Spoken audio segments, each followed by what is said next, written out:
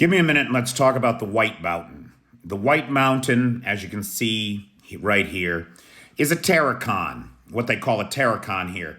There's a chalk quarry in the neighborhood, and the rubble, the waste from the chalk quarry got piled up over 50, 60, 70, 100 years until there's a mountain of this chalk dust, basically. And this terracon offers the Ukrainian army the advantage of heights, right? They're up there on the heights. They control the heights. And that makes approaching it very difficult. But if the Russians want to capture the town of Bilohorivka, they're going to have to take the terracon and defeat the Ukrainians there. And so over the course of the last 48 hours or so, there have been at least 5 attempted attacks. The first attack used 3 tanks and 42 men, if I'm not mistaken. There were no survivors, no tanks escaped. The next attack used a couple of tanks, a couple of BMPs, and about the same size platoon, about 40 men. There were no survivors. They then used a Storm Z penal brigade. Do you see where this is going?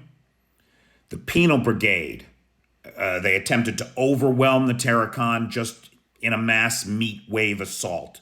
Just throw numbers. We don't have exact numbers, but it's 3 figures, right? Well into 3 figures. 300 men just running across the open field to try to take the hill.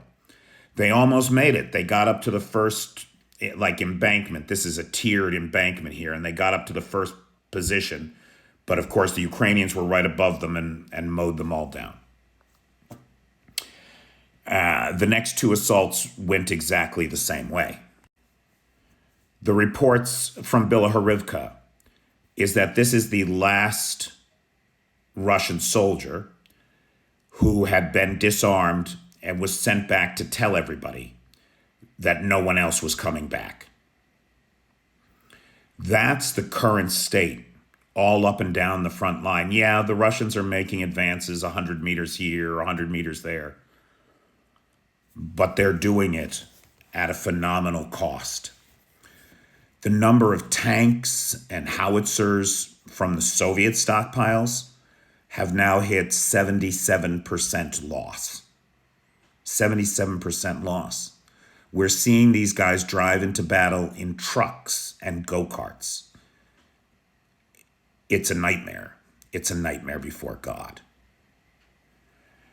I do want to take a moment and thank Paula Proctor, who is the sponsor of this video. Paula joined the Patreon at the Dobrovicher level, and as such, I thank her every month and mention her in a video sponsorship. So thank you, Paula. Thanks for your continued support. It means a lot.